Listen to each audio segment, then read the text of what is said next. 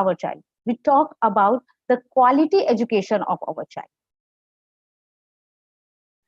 Now, I would like to just give you a highlight on what are the current situation in India. If I'm talking about the Sustainable Development Goal, and here there are the three important keywords, as I just explained, in the aim of the Sustainable Development Goal in terms of the equality education. And these keywords are inclusive education, equity education, and the quality education. So in my further slides, I just want to give a brief about what are the initiatives taken by the Indian government on all these three keywords. So what do we understand by the inclusive education? First, we have to understand what is the mean by the inclusive education. So the inclusive education has only, we can judge by the three parameters: marginalized, adult literacy, and differently able children, right? And the time to time government, launched number of the policies and number of the programs to meet all these three parameters. In this, we talk about the RTA Act 2009. Okay, then we have a Right of Person with a Disability Act 2016, Education Guarantee Scheme, Alternative and the Education Innovation Scheme. By this all scheme, the government is connected, or the government want to achieve the inclusive education in India, right? The next one is equitable education. So what is the equitable education? So it is very clear by the name also, the equity is education is always linked with the gender disparity, right? So how the India is very near to the equitable education, we can see by all this graph, right? It is very clearly seen in all this graph. The first graph is shows the gender wise gross enrollment ratio.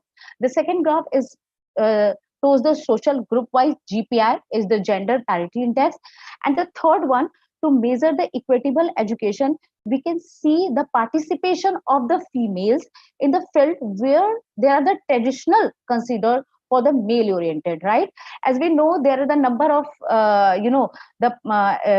degrees or the education where we can say that this is only the male oriented, especially if we talk about the engineering part.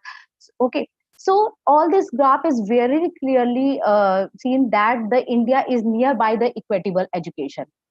Like if it just, you can see in a gender wise gross enrollment ratio from 2015 to 2019-20, it is a tremendous increase in the gender wise gross enrollment ratio if we compare to the male, female, and the both.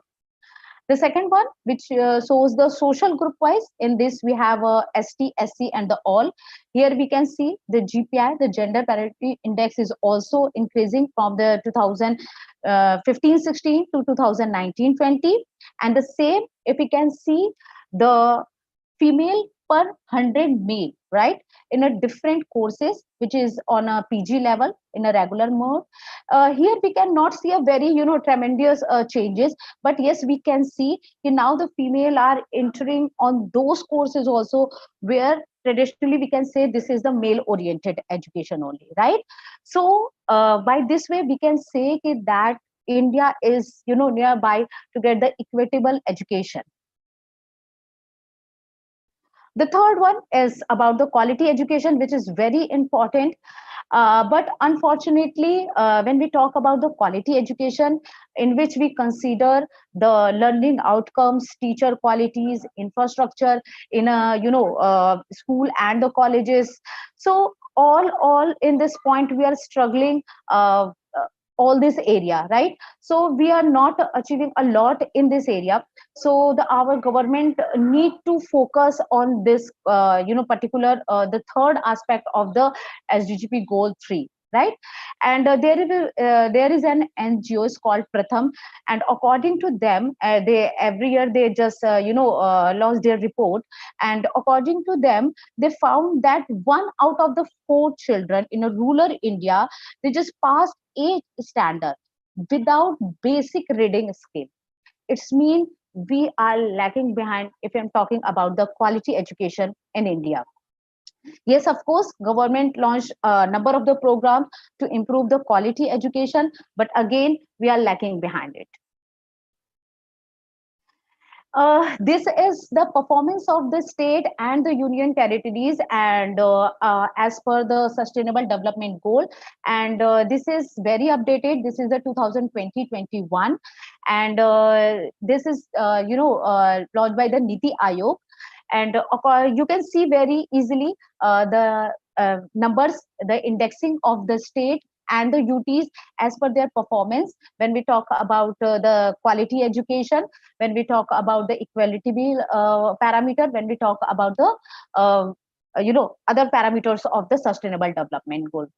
And here you can see the different colors where when we talk about the sustainable development overall indexing score. So you can see the three different colors: yellow, red, and the green. And this all color shows the actual position, right, of the state. So the first, the green one is the state where we can say these are the achiever state, and the score is between the 90s, right? 90s, between 90 to 70. The state we score between 90 to 70, we call this the achiever state. It means they are doing very, very well in terms of the sustainable development goal, or we can say in a quality education, right? The yellow color shows the performer state, the state which come in an index of 50 to 64, right? The state which just score between 50 to 64. Okay, so this state come at the performance. They are not doing very well, but we can say no, these are actually improving the education system in their state. Fine. And the third one is, which is shown by the red color, is we can say this is the aspirant state. It's mean the government, the state government and the central government need to give the very give a overall focus on this state, because they are lacking behind if I'm talking about the quality education in the state. And this state are the Tripura, Jammu and Kashmir, Bihar. See, these all states come in a appropriate state. So the government need to look after all on all this state. So here, this is the actually I can say this is the sum up of this table. So there you can see very easily that the number of the state come in a performer state. Okay, and there are only the few state which is we can say these are the front runner, like the Kerala, Himachal Pradesh, Goa, Uttarakhand, Tamil Nadu, Chandigarh, Delhi, and Pondicherry. It's mean they are doing very well in terms of the quality education, and they are very nearby to achieve the sustainable development goals in their states, right? And if I'm talking about the epicenter state, which is Meghalaya, Jharkhand, Tripura, Bihar, so we need to give our more attention to improve the quality education in all this state. And I will not explain about all these things because this is all about the justifications of the target. So the all targets which is set by the as per the SDGP goal, right? And we need to achieve in a 2030, like the net enrollment ratio target is 100%, and we are lacking behind it. But the new education policy, which is recently launched by the government, the new education policy is also working on it, and like other also so there are some indicators, the targets which we need to achieve in 2030s, and what are the justification of all these targets. Now, this is very importantly like how India new education policy serve to reach the UN Sustainable Development Goal, especially the 4, which is related to the quality education. So here I am just putting the few indicators of the Sustainable Development Goal targets and how, with the help of the new education policy, we can get it. So the first one, equal access to the quality pre-primary education. And as we know, the under NEP, the new education policy, the special attention is giving to the 3 to 6 year age no, you kids, right? So by the new education policy, somehow we can meet the target of the equal access to the quality pre-primary education. Apologies to interrupt you, Neetu ma'am. Actually, we Yes, sir. have equal time for all the Oh, excellency. But yeah, sure, sure.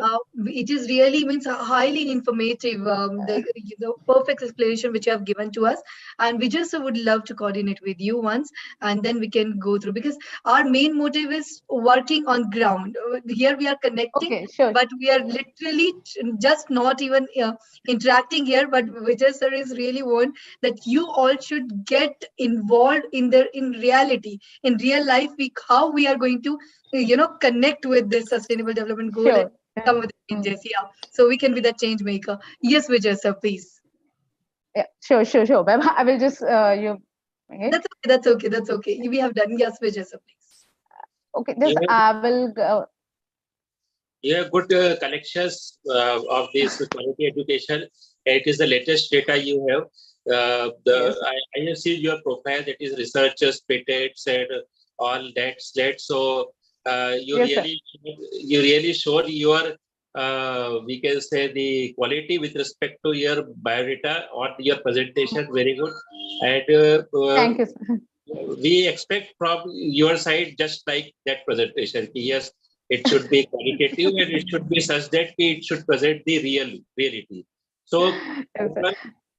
we are also working for the practical work and believe on the practical. So you Hmm. have the patents and also. So tell me about your patents. What was that patent? Sir, yeah, sir. Actually, for the patent, sir, we have a collaborate with a number of the university, the other university peoples, because it is not possible for us, to work of one person on our patent. So I have a collaboration with a number of the university, professors. So we come together for the patent, and I have a connect with the number of the peoples. So we are just, trying to get a good number of patent. Right now, we are working for the Australian patent, sir. And for this, I have just connect with a person. His name is Arun, sir. He's from South. So we are working together for this, sir. So how much cost for one patent? Sir, actually, very frankly, we are charged with each and every person, and according to their work responsibilities, right? If there are the number of the people, sir, who don't want to the work, very clearly, sir. So we charge accordingly, but the almost, sir, the 50,000 is the total cost for the one patent. If I'm talking about the international patent, sir. Very good. So, by paying a 15,000, one can get a patent. Yeah. Yes, sir. Just give me 1 minute. I just want to interact with this. Are you sharing something? No, no, no, no, sir. I'm not sharing. I just stopped sharing. Yes, sir. Tell me. Okay. So, we Hmm. would like to collaborate for such patent activities, whatever you are doing. And Yes, sir. you are at present you are south or where? Pune? No, no, no, sir. Actually, right now I'm Ghaziabad, but from the 1st August, I'm just going to join TMU. This is the university in Muradabad, sir. Okay. Uh, Tirthakya Mahavir University. Yeah, yes, sir. Yes, sir. Right. So I I'm just go. going to join the management department as a assistant professor. Okay, very good. So you can collaborate with us for the north and other whatever the areas, and similarly international also we can work for the patent activities.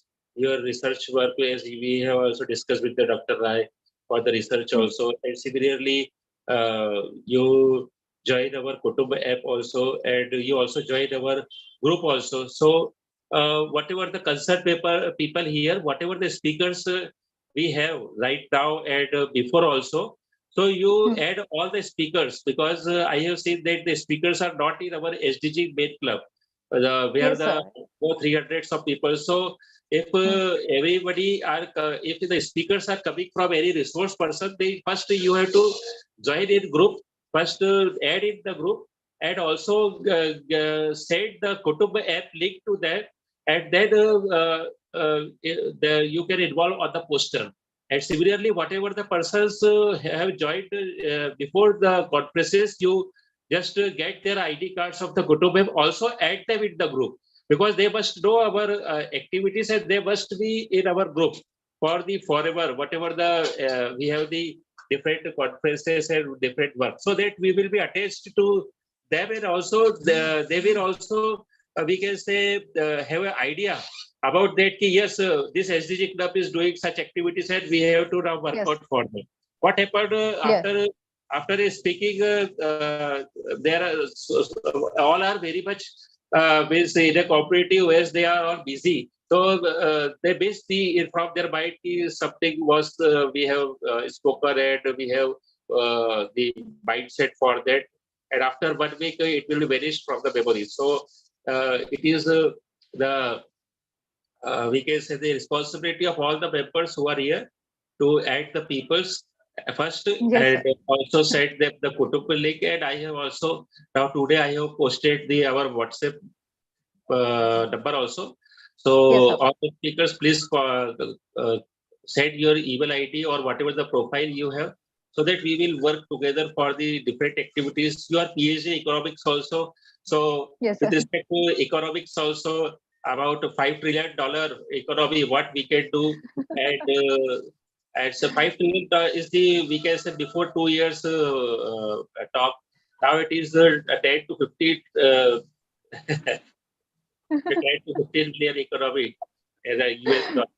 So for that we have to work, and we want such type of conferences based after 6 months from all the economists who are in our group. It is expected from all the economists that we must launch a conference for the 10 to 15 billion economy for the SDG Club India International, and we will we should we can say invite the World Bank, IMF, CEO, whatever the persons, because if you have a dream, if you have the big, we can say, vision and mission, you will achieve the small vision and mission. So it is we can say all the economists can do it, because they have the specialization in their this field, economics field, and they can also invite any persons from all over the world who are in the same field. So I am giving the opportunity that and you are the well talented, you are working for the multinational companies, multinationals, patent and all this. So you start that activity, and after 6 months or whatever you can. Basically, we want from your side the IMF and World Bank CEO or whatever the person. I will try, sir, because I have a few to connect with the World Bank. This is Professor Arup Mitra. He's also in Institute of Economic Growth. So, and he is my co-supervisor also. So I would like to connect with them, sir. Okay, thank you very much. Thank you, sir. Thank you so much. Thank you so much, sir. Thank you so much, ma'am. And such a great insights and efforts, Neetu ma'am. Really, you're amazing. We would love to connect with you, and please share your PDF with us also in the group, so we can go with those high informations which is really required to know each and every one. Thank you so much. So much, ma'am. Thank you, ma'am. Now, Dr. Gaurav Sachar, are you there with us? Okay. Dr. KJ Varghese, are you there with us? Dr. KJ Varghese? Yeah, sir. Yeah, so it's my privilege to invite Dr. KJ Varghese, sir. He's an associate professor of English and research supervisor at Christ College. University of Calcutta, Kerala, India. He's an MA in English language and literature and has a degree of education. His doctorate degree in English language teaching, ELT, through Information Communication Technology, ISCT. He has 2 postgraduate diplomas to his credit, one to the journalism and other to English language teaching. He's an international speaker and award-winning educator who has presented papers in the national international seminars in India and abroad. If I talk about him, there's a number of things which like we'll go with the one of the book. But yeah, his high achievements really inspires us. Thank you so much, sir, to taking out your precious time with us for us. And over to you, respected sir. Kindly enlighten us with your amazing thoughts. Thank you. Thank you for that wonderful introduction. And at the outset, I would like to congratulate and thank you, Srividya sir, for the great endeavors that he takes to make this world a better place. And here, quality education is the fourth SDG, and it tells us that we have to ensure the inclusive and equitable quality education and promote lifelong learning opportunities for all. The previous presenter, in fact, was a bit exhaustive in presenting all aspects of the definition, but I would like to mention one or two things. And as she mentioned, I represent, or I come from what you call a front-runner state, that is Kerala. And here we managed to give quality education because that was our venture, or that was our mission from the very beginning. For many reasons, ours is a state with 100% literacy, as you all know. So that has been achieved through, in fact, putting a lot of hard work all together, not only by politicians, but educators and also the activists. And here, ensuring inclusive and equitable quality education, of course, is a mammoth task. And when we speak of equitable education, I am reminded of Andrew Rich, of course, a feminist, who said that the girls, women should claim education instead of receiving it. Okay, so often we become very passive, as the previous presenter, the speaker mentioned that often if it's a male-dominated society, instead of just being very passive, just being on the receiver end, receiving education, you have to claim education. That's what she says, maybe in one of her convocation speeches. So if you can claim education, and if you can represent maybe in all boards of studies, right? I mean, from the very top onwards, being an educator in the Faculty of Languages, in the syndicate, and also in the boards of studies, if you have very good representation, naturally the perspective will be different. And you can include this women perspective in our education scenario. So that's one thing as far as equitable education is concerned. And the other one is promoting lifelong learning. And I would go back to Technology Day. Right. See, because the digital transformation of education has taken place because of COVID. Okay. All our educational agencies like Ministry of HRD and UGC, NAC, NCRT, SCRT, all were in fact trying to bring in this digital transformation of education. And I'm sure that they've succeeded a bit. But let me tell you, to be very frank, it was COVID, the pandemic, which brought in this great transformation of education, that is digital transformation of education. Now it's subsiding, and we all know, I mean, from the new normal, we are going back to the old normal.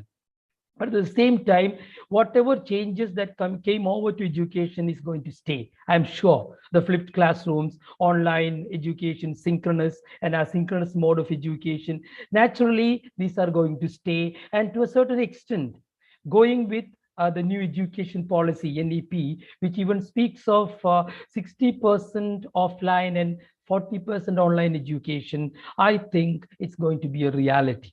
So, and to a certain extent, lifelong education is possible, because learning through digital modes is learning anywhere at any time. So naturally, all those who are working, okay, all those who are entered into different walks of life can very well study till they die. Okay, a kind of lifelong education, because we have now technology, the latest technologies. And as far as educators are concerned, I think we need to have this deep packed knowledge. Okay, we all have the content knowledge and we all have the pedagogical knowledge, but we need to have the technological knowledge too, maybe to reach the children, because it is often said that earlier the concept of a good teacher, a good educator, was a person who considered 4 walls of his classroom his world. Such a dedicated, committed teacher. But I can very well say, in an information age, in a time of knowledge revolution, an educator, a good teacher is a person who can bring world into the classroom. And if you can bring world into the classroom, naturally quality education. And there are other aspects as far as quality education is concerned. Of course, in India, we have large classes. I've been to a conference in Hong Kong once, and I'm reminded, because there was a big debate on large classes. For us, maybe in European countries, the teacher-student ratio is often 1:20, or and if it is 30, it's a big class. And here we go up to 60, 70, or 80. But then what about African countries? The teacher, educator from Africa was telling us almost 200 to 250 students in a class. So it is quite relative, large classes. So, but quality of education, whenever we think of quality of education, this teacher-student ratio is important. One of good infrastructure is important, and good syllabus, curriculum, okay, which is often decided by the boards of studies, the syndicate and faculty of different languages and other sciences. So what I would like to tell you is, tell all the educators and those who are listening to me, see, we are moving fast forward, I should say, with the help of technology, to a certain extent, ensuring inclusive, equitable, quality education. Yes, see, we saw the statistics. There are friend runners, there are aspirants, of course. But let me tell you that even the aspirants can catch up with the friend runners, and our India, of course, as far as this SDG, 4th SDG, quality education is concerned, we are fast moving forward, and the new NEP also envisions quality education. So with all this, let's hope and pray that this will be true, and the world, especially India, will be a better place to live. Of course, a peaceful land where everyone lives in unity. Thank you. Thank you very much. Thank you so much, respected sir. Now, Preeti ma'am would like to interact with you first. Okay. First of all, let me thank you, Dr. Verghese. You have a very diverse portfolio. It seems like, you're wearing many hats. And of course, I can see you are a researcher, and then you are a consultant for, like you said, digital language lab. Yes. And this is the need of the hour. Like, I suppose we already have this global, I mean, the whole world has become a global village. And thanks to technology, we are all connected. Global classrooms are there, Yes. And, since you are, so passionate about, these subjects, I would like to ask you, as a SDG club, we are also connecting. We are also planning to launch some courses, some skill-oriented courses, because that is what I mean, Dr. Salvia had also explained that we are working on ground level. And we would be definitely introducing some courses where we can engage, young people. And plus, we are going to develop a task force also, a youth task force. And somehow it is all the employment opportunities, skilled, maybe skill-oriented courses we are going to launch. So we would like you to advise us, since you are already experienced, and then how can we go about that? How can we develop these courses? And as we can use this platform to conduct those courses. So we would like you to join our club, first of all. I'm there. I think I'm in the core team now. Achha, you are in the core team. Okay, that's, okay, fine. That's right. And definitely we would like to collaborate. And then we'll see how it goes, if we can develop.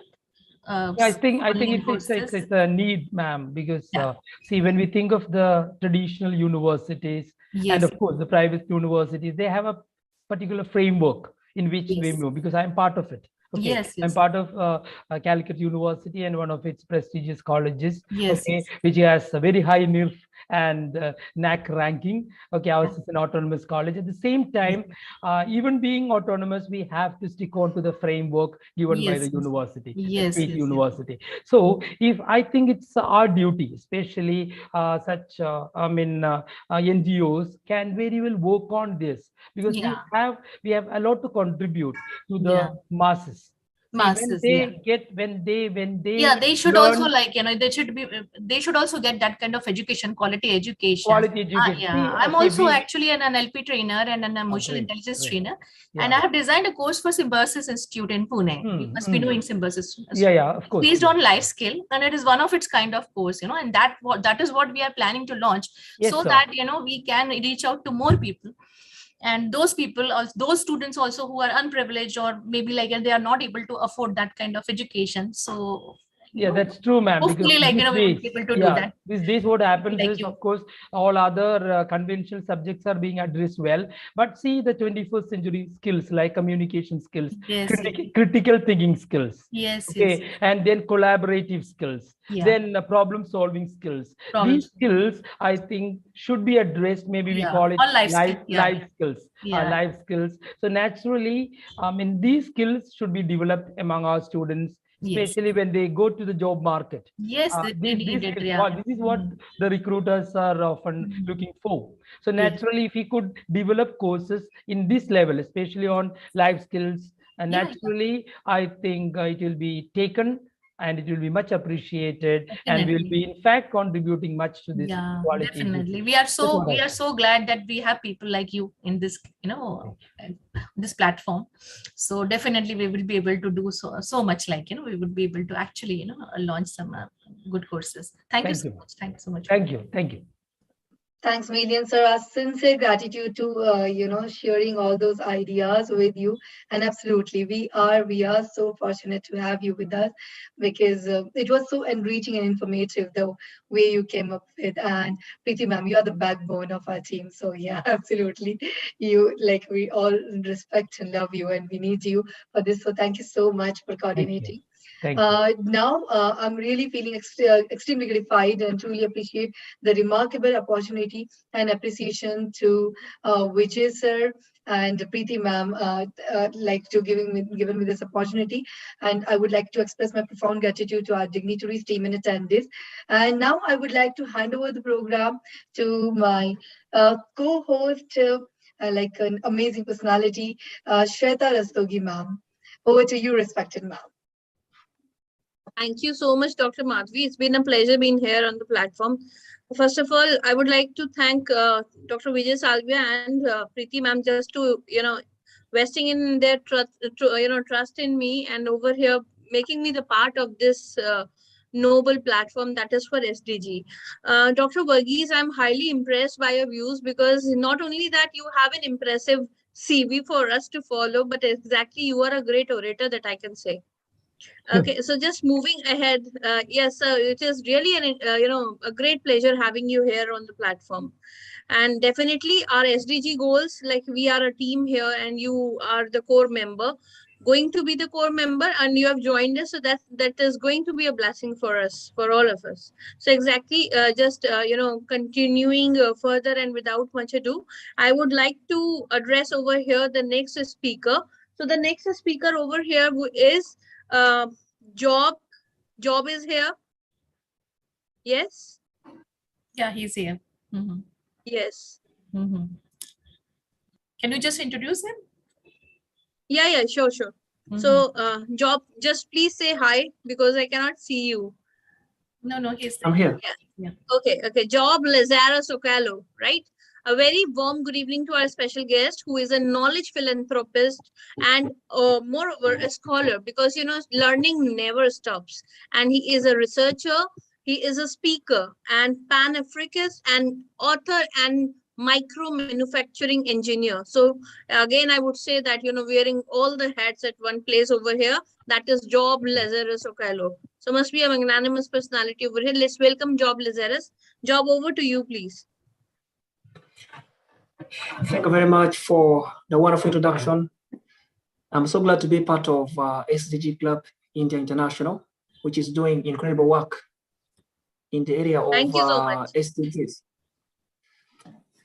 A long time ago, in a certain village, there lived two powerful men called Albert and Andrew. They were very good friends. Each of them had a son. Their sons were in the same age bracket. A time came for their sons to start school. So the men decided to send their sons to the same school. The day before they sent their sons to school, the men sat with their sons and talked with them about school. Albert said to Abu, his son, "Son, tomorrow you start formal school. At home, you have been receiving informal education. In the formal school, you will receive formal education. I want you to go to school and study, not for only yourself, but also for humanity. If you play with your education, then you will be playing with not only your future, but also the future of many other people and the future of the world." Andrew also instructed his son, Jack. He told him, "My son, Jack, every loving father desires the best for his children.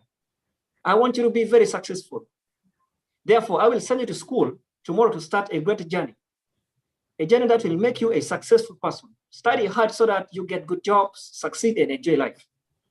The next morning, the two men made their way to school, holding the hands of their sons. Many years later, Abu and Jack both finished formal school. Abu went on to use his education to serve humanity in many places by creating solutions to many problems that people were facing. He built schools to fight ignorance. He built hospitals to fight diseases. And he also fought for peace and justice. Jack got employed by the government. He held various big positions, but he was very corrupt. He embezzled money and other resources and built mansions and set up investments and empires for himself. Between Abu and Jack, who was truly educated, who was the true embodiment of an educated person, who would survive in any part of the world without education? Today I ask, education for what? Education for the wrong reasons is miseducation. Education for the right reasons is education. Education for the wrong reasons produces people like Jack, who destroy humanity without education.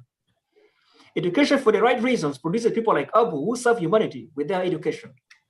It is wisely said that education is the key to success. That means education unlocks the padlock of success. However, education systems must always be rethought, reimagined, and redesigned if they must always be relevant. Times have changed. Things have shifted. The world has evolved and is ever evolving. We cannot address the challenges of today with the outdated techniques of yesterday. Bishop T.D. Jakes once taught that you cannot fight today's battles with yesterday's weapons.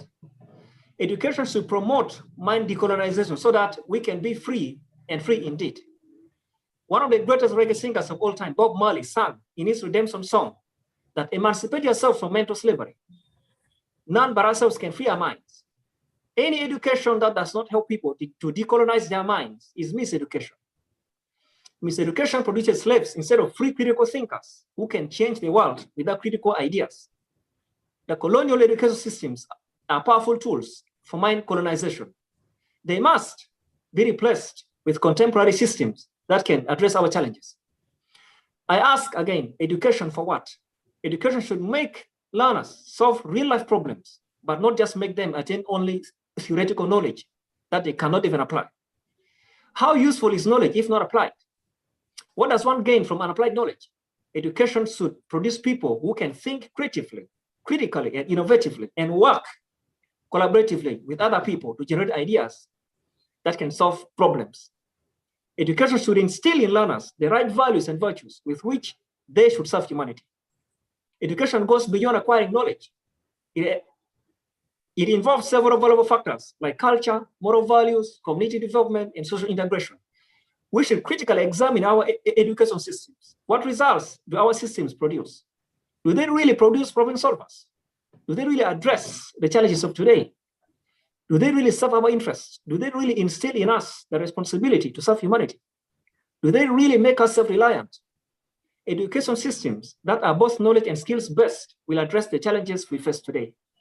Those are the systems we must always have in our schools. I ask again, education for what? Education should help learners discover their talents, gifts, and abilities, and develop and commercialize the talent, gifts, and abilities. That education will bring out the best in learners and make them prosper in every situation, everywhere, every time. The question is, do we create for learners the opportunities to discover themselves and explore their talent, gifts, and abilities?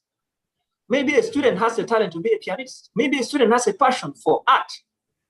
Maybe a student is a gifted orator. Maybe a student is a talented singer.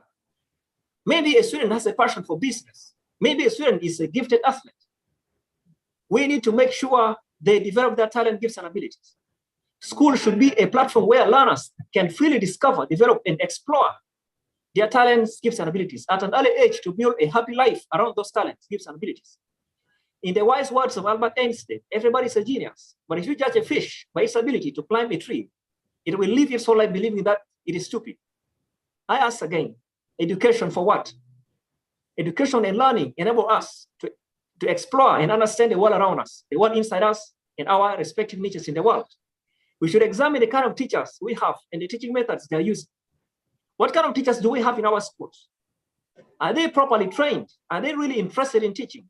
Did they go for teaching willingly or because their uncles, aunts, or in-laws were the administrators in the teaching schools they attended? What kinds of teaching methods do our teachers use? Are they relevant? Do they enable our learners to participate actively and collaboratively and learn holistically? We must examine our contents that we are giving to our students. What are we teaching our learners? Are the curricula and the teaching materials relevant to the present time? I ask again, education for what?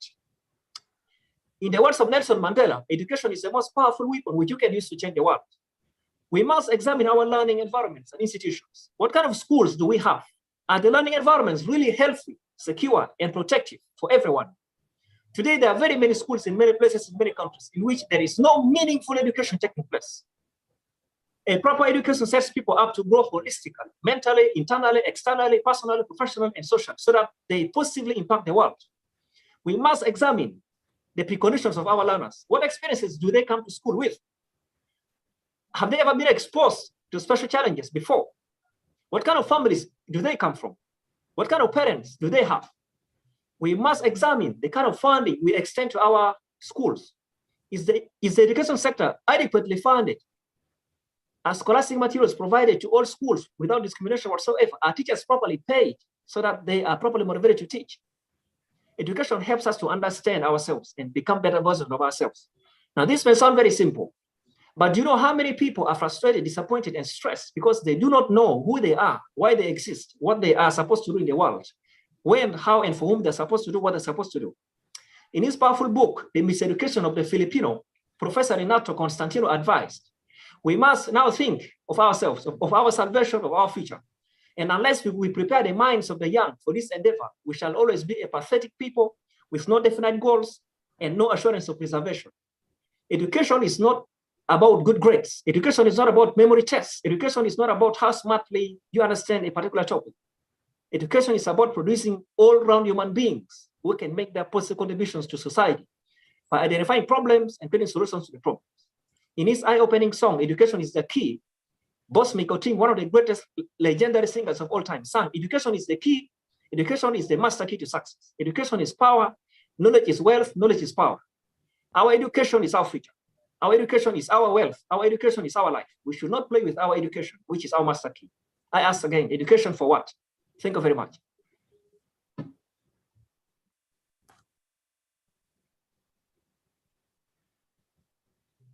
Yeah, Shweta, are you there?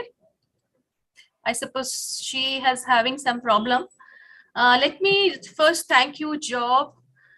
You are so young, but you have such deep insights. And it was a pleasure listening to you and your views. You asked a question, education for what? This is what I call $1 million question. And you rightly said the current education system, what we have, was actually designed to colonize people, you know. We need more holistic and a multidimensional framework, right? That is what you were suggesting, I suppose. And that is what I was just telling my students yesterday, that you know, there is a theory that is called multiple intelligence theory. You know, there are 8 types of intelligences, but we are still stuck on IQ only. We don't give any weightage to EQ, that is emotional quotient, or you know, adversity quotient. Then there is a creativity quotient. So of course, our education system actually needs an overhaul. And thanks to people like you, young people like you, who are having, such kind of deep insights, and you who have come with some solutions also. And you not only you're talking about the problems, but you have suggested some solutions also, and that is very remarkable. So thanks to people like you, I think, we do have to go a long way, but still I think we will be able to make a difference. And we can use this platform to come together and share our ideas and come up with such a framework where we can, as citizens, as global citizens, we also can contribute towards that, right? We don't have to wait for people to change. We can make a difference, I suppose. As Mahatma Gandhi said, be the change you want to see in this world. So definitely we can take some steps, and we will invite you to come with us, designs, whatever you think, share your ideas, and together I suppose we will be able to make a difference. We have a beautiful team, and I really congratulate our team, and I welcome you all again. And it is so nice to actually have people like from different countries coming together. This is the beauty of this platform. People from all over the world, people from all walks of life coming together and committing to overcome all the challenges and issues what we are facing today, and come up with solutions, have some solutions, some global solutions, and then plus achieve the goals together. Thank you so much. Thank you, Preeti ma'am. Yeah. It was really nice of Lazarus to talk about, like, when we talk about that education is the key, so it means that there are certain locks which have to be opened up. So, and those locks can only be opened up with the holistic education in view, and with the view of having the critical mindset out there. Like, how do we think? If we are thinking critically or holistically, and he said like innovatively. Thank you so much, Lazarus. Now, moving ahead, we have another guest speaker out here with us, and let's welcome. She is Patricia Gande from Zimbabwe. A very warm good evening, Patricia. Hello, ma'am. We are blessed over here with your benign presence. Thank you. And I just let me, allow me to just speak a little bit about this noble lady over here, who is the eminent speaker right here. So first of all, not only, she is she's a speaker, she is herself, an advocate of SDG, of Sustainable Development Goals. She is not only an author of a motivational book, but she is also the global coordinator, and she is having the honorary doctorate, and she is an ambassador for SDG goals, as she is the SDG warrior. Welcome, ma'am, to this platform. Thank you so much. Thank you for the lovely introduction. Okay, good morning, good afternoon, good evening to you all, esteemed guests and viewers from all over the globe. Let me take this opportunity to thank the organizers of this summit on SDGs and the mediators for giving me the platform to share, to discuss on SDG 4, which is on quality education. And thank you so much to SDG Club India. This is a noble cause where we can share our experiences as we belong to different countries across the world. We face different problems.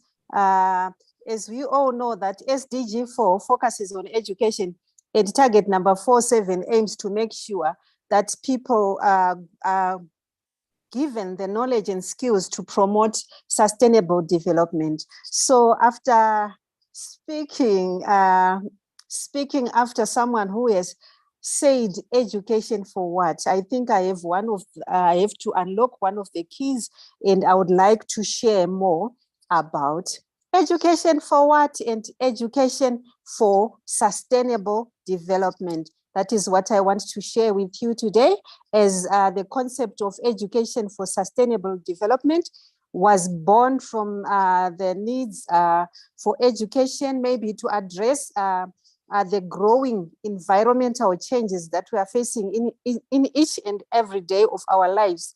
We all know that education, like what the former speaker said, is the key, and it is a vehicle of maybe coming up with solutions with problems that we have each and every day life. So what is education for sustainable development? It is that type of education that encourages changes in the knowledge, changes in the skills, changes in the values and attitudes to enable a more sustainable education and justice society for all. Education for sustainable development is a tool now that we can use to achieve sustainable development. And then what is sustainable development? It is that development that meets the needs of the future generation without compromising their ability. So education for sustainable development has got basic philosophies like knowledge, values, and behaviors, and it integrates environmental, economic, and social development, which are the three pillars of sustainable development. Its aim now, what is its aim? It is to educate our students as global citizens for sustainable development, and it is like a lifelong learning that we give to our learners. As UNESCO says, it involves integrating the key issues into teaching and learning. Which key issues are we talking about here? We are talking about key issues like climate change. We are talking about disaster risk reduction. We are talking about biodiversity. We are talking about poverty reduction. And we are talking about sustainable consumption, which is SDG number 12. And it also promotes in our pupils different competencies like critical thinking, like what the other authors were saying about problem solving, and also by making decisions collaboratively. And if we look at education for sustainable development, it does not have a correct pedagogy, but what it requires is a shift towards active, participative, and experiential learning. It means that as teachers, we have to move from the bookish knowledge to participatory methods of teaching, where learners are more engaged, where learners own their own learning, where learners are given the room to explore and discover. So we have to look at critical thinking, systematic thinking, participatory thinking, and then collaborative thinking. So what has my country done in terms of education for sustainable development? We have children who have, like we are saying, that it's aimed in terms of climate change. What they've done is they've come up with some innovative ideas, for example, in recycling waste, because we have a place just to the north of where I stay, where they used to dump some waste there. But so there we have scavengers who go each and every day to look for waste. They burn the site and we end up having pollution. So what they've done now, they are turning that dump site into a modern recreational park where children can go and spend their time there instead of loitering in the society. You know that an idle mind sometimes leads to so many things that they can engage to drug abuse, substance abuse, but now it is going to be turned into a recreational park. Besides that, the garbage that is there is now going to be converted into energy, so that we have a lot of load shedding right now in Zimbabwe, so many hours, 15, 16 hours without energy. So they are recycling, they are turning that garbage into energy. And besides that, like I said, more turning the dump site into a recreational center.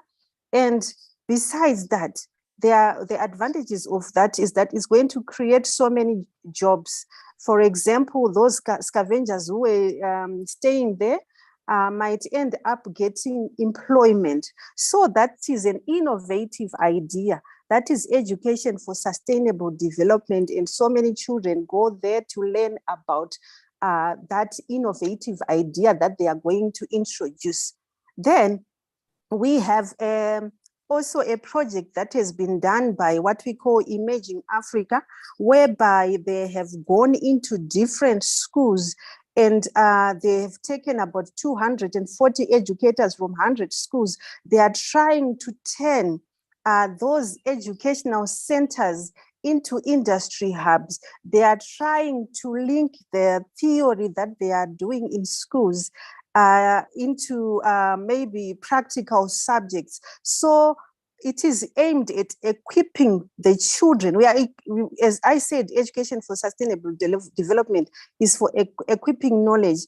They want to equip those children with business and knowledge and skills, which will in turn, they will also impart to learners across the country. So they are trying to turn the schools into industry hubs. For example, if you go to countries like America, high school, their high schools, if you are left with 2 years, some of the classes have been turned into workshops. Some, like if you want to do engineering, your last year, when you are doing your last year at high school, you are attached to the engineering department. If you want to do nursing, you are attached to the nursing department. So much that when you now finish school, the second year, you are just going into the second year of university. The first year, you have already done it into high school. So what do I mean?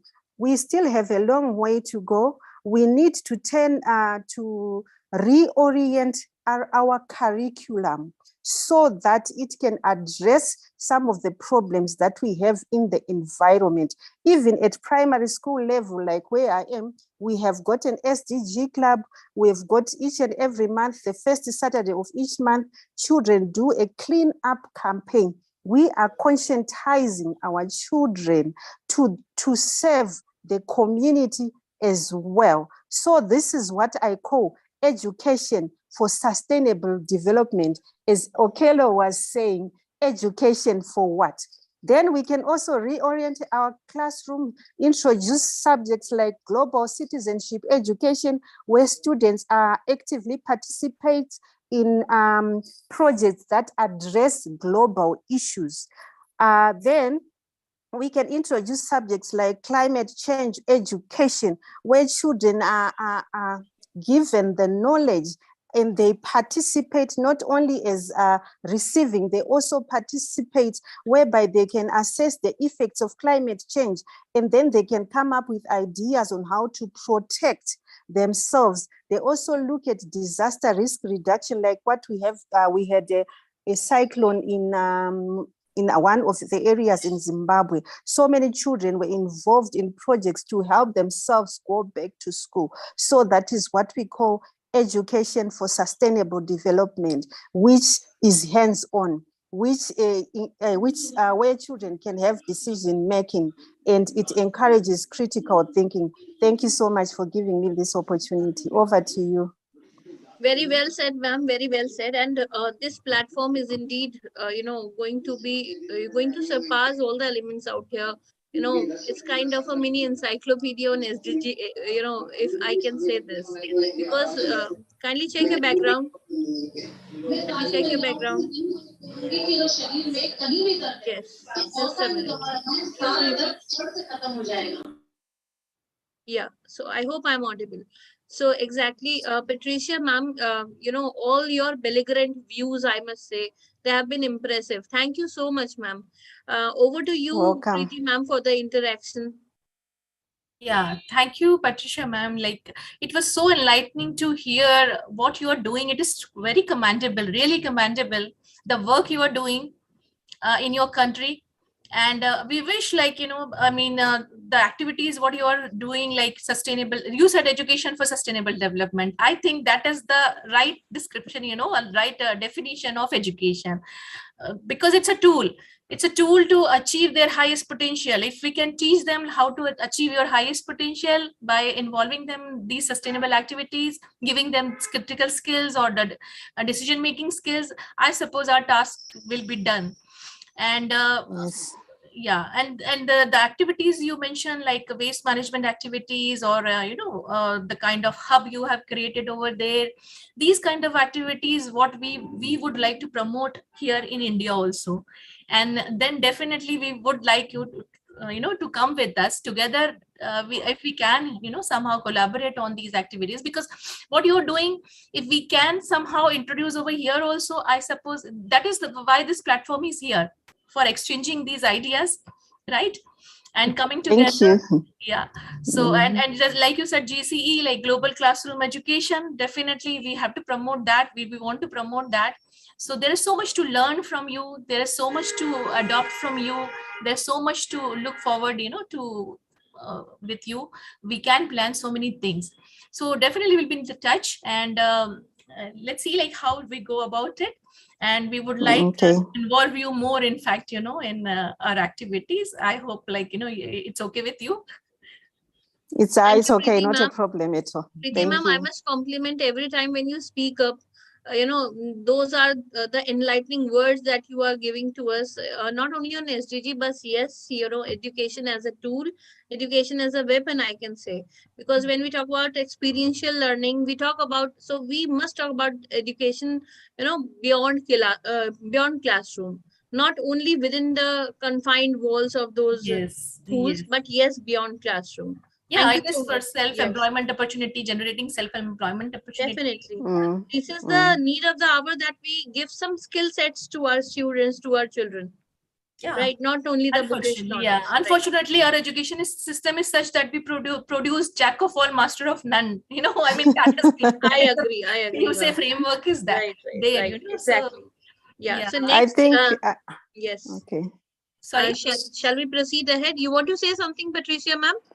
Okay, when she said we need to introduce our children to career development so that they can focus on study on what they are going to do later in life. Yeah, that's right. That is the that is what we are striving for, and we are glad to have you with us.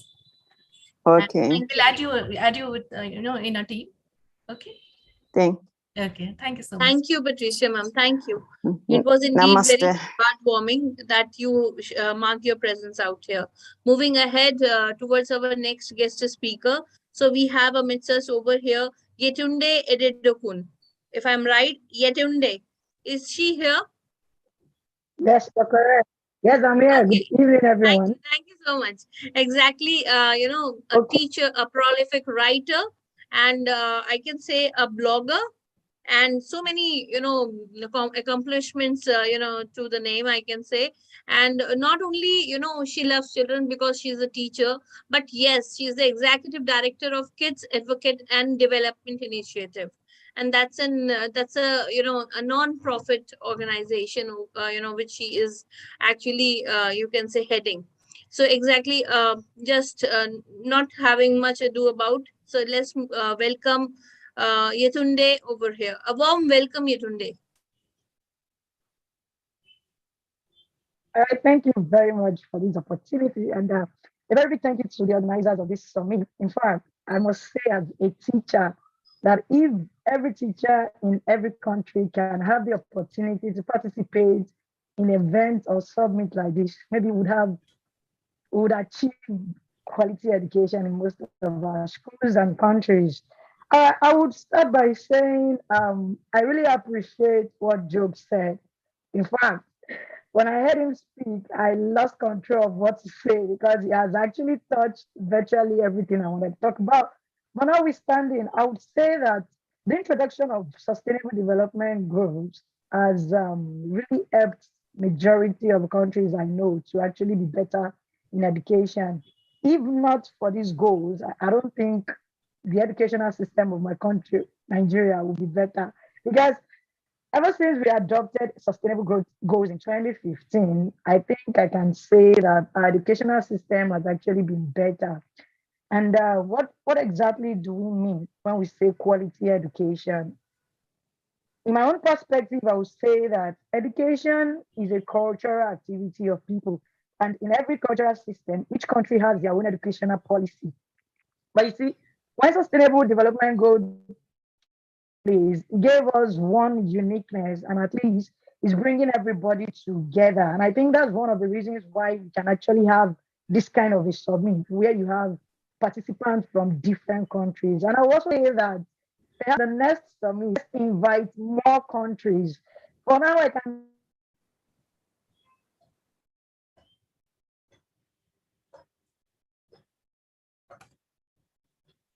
I suppose Some network glitch, I some suppose. network glitch. Yeah, exactly.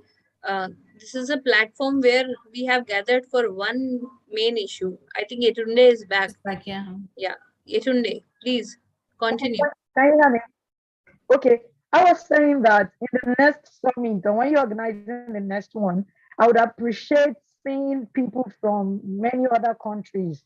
Like for this one, I'm saying 4 countries: the Indians, Nigeria, Uganda, and Zimbabwe.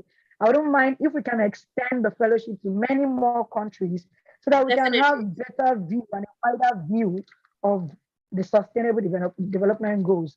Okay, I would also say that I want to pinpoint some of the problems I feel is the reason why many countries are not achieving or attaining these sustainable goals. And before 2030, if we actually want to achieve this, we need to look into some of these problems. For my own country, I would say that one of the challenges we have in education, or why we cannot, or why we are not achieving quality education, is overpopulation in the classrooms. Is it? I don't know if it's like that in India, but majority of the government schools I know here are overpopulated. And I imagine or wonder how you want quality education to take place, where even a teacher cannot handle the quantity of children he or she manages in a class. So I don't know how the government can actually address that issue, or how it can be included in sustainable development goals, the quality education of goal 4, how we can actually work on reducing class population to achieve this quality education. I also look at poor funding. In my own country, I think the dedicated amount of money to education is really not enough. If it is, I think our infrastructures in schools will be better. But then maybe because I don't know, maybe they really don't pay attention to what they need to pay attention to. A lot of government thinks education is just fine on its own, but no, we need money to fund education so that we can actually get exactly what we want. I would look at poor governance, I'll look at corruption, I'll look at lack of responsibility and control, and of course, indiscipline. I'll look at poor parenting and guidance. Let's look at the teachers we employ. You want us to give quality education to these children, and then you bring in teachers who just want to teach for teaching's sake or for pay's sake. A lot of our countries, we don't look deep at bringing teachers who actually have the passion for this job. And then when you now get teachers who have the passion, is the government actually paying them well? You see, if a teacher is not happy in the classroom, sorry, I'm speaking from the perspective of a teacher because I happen to be an English teacher in a school. So if you don't make the teachers happy, how do you want them to give out even when we have the quality in us? We won't dish it out because we are not happy with the pay. So I don't know if it can be included. I don't know. At least I think in some countries, the remuneration for teachers are awesome. And that's why many of us want to travel to different countries to explore our career. But then in the country where we are, how do we fend for our teachers? Sustainable development goals should please include good enumeration for teachers so that when they are well paid and taken care of, they can also take care of the children and give out the quality serve. How much of the teaching aids do we provide for teachers?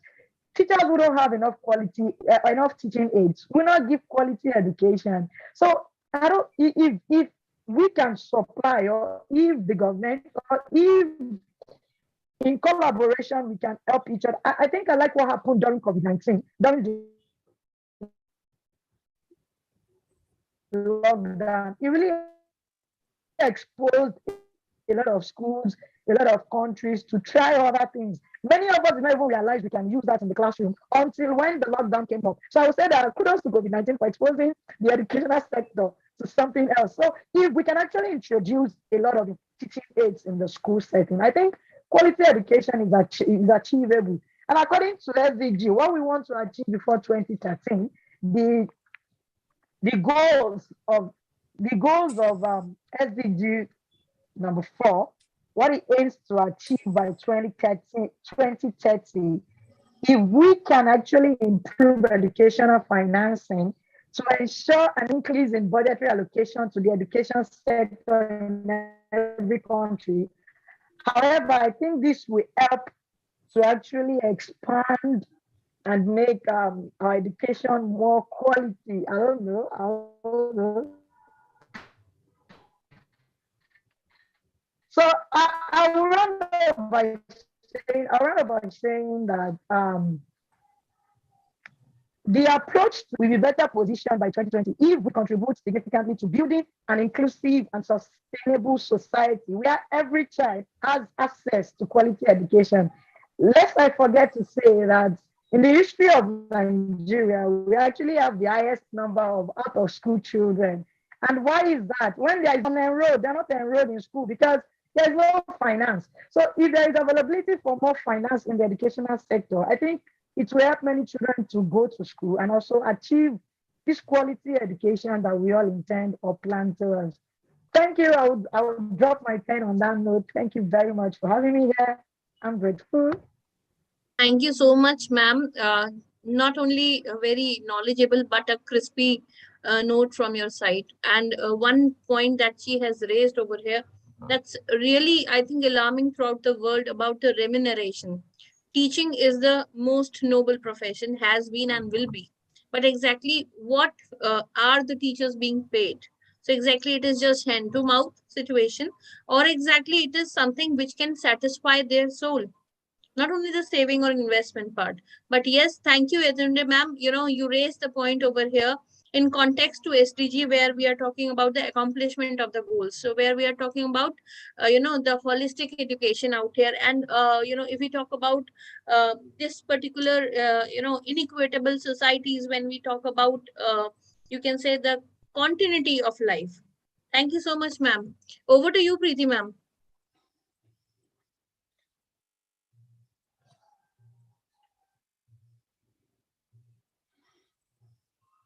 Preeti ma'am, are you there? Okay, I think she has got some, some kind of she's occupied somewhere. So let us just move ahead. Let me see. So let us just welcome our next guest out here. So she is Miss Nipun Gulati. I can see that Miss Nipun Gulati is here. Yeah, hello, ma'am. Yeah, hello. A very warm welcome, ma'am. Thank you so much. Excited to have you here on this platform. Exactly. When we talk about Miss Nipun Gulati, so we must tell that, she is a Shiksha Ratan Samman awardee. She is a PhD scholar. And over here, she has amazingly written a book called Exploring the Brain. And over here, like she's a researcher, definitely she is a well-trained educationist from India. So welcome Nipun ma'am over here. Just give a brief intro about yourself. Like what else can we learn about you? Yeah, sure. Thank you, ma'am. So hello everyone. I am Nipun Gulati, and as ma'am told that I'm a PhD research scholar, and my papers have been published in IEEE Explorer, and I have more than 18 years of teaching experience in various reputed schools of Delhi, India. And I have taught students of all the age groups. And now I'm doing That's commendable, ma'am. Thank you so much. And now I'm doing my research work in the field of education only. Okay. And my background is IT background. So I'm researching in the field of artificial intelligence as well as education, something related to education and AI. So today I'll speak on ensuring inclusive and equitable quality education and promote lifelong learning opportunities for all. So the goals for the targets of the goal number 4 are like by 2030, all the girls and boys should complete their free, equitable and quality primary and secondary education, which should lead to relevant and goal for effective learning outcomes. Then by 2030, we ensure that all girls and boys have access to quality early childhood education also. That is before the LKG and UKG, you say. Then there is something known as inclusive education, right? So by 2030, substantially increase the number of youth and adults who have relevant skills, including technical and vocational skills. And so technical skills, so in this, we can say that artificial intelligence also comes. So we should promote artificial intelligence and IT related subjects in the education. And as far as this inclusive education is concerned, so I would like to mention that in India, there is one foundational literacy and numeracy. That is the urgent and the necessary prerequisite to learning. It means that the ability to read and write and perform the basic operations with numbers, calculations. So this is a basic right of every child, and it is necessary foundation and an indispensable prerequisite for all the future schooling and lifelong learning. So in this field, our Indian education system has started this Nipun Bharat mission. Okay, that sounds similar to my name also. That is National Initiative for Proficiency in Reading with Understanding and Numeracy. In this mission, this is an initiative by the Ministry of Education. That is National Mission on Foundational Literacy and Numeracy. And its vision is that all the students before the age, before they reach the grade 3, okay, they should be able to read, write and calculate. Okay, so the children who are in the class 4 and 5, they have not attained the foundational skills. They will be provided individual teacher guidance and support. Then peer support can also be there, and age appropriate and supplementary graded learning material like educational books to acquire the necessary competencies so that they can be in par with the other children who are in class 4 and 5. So I would like to say that apart from this, they should also be provided some this IT related education.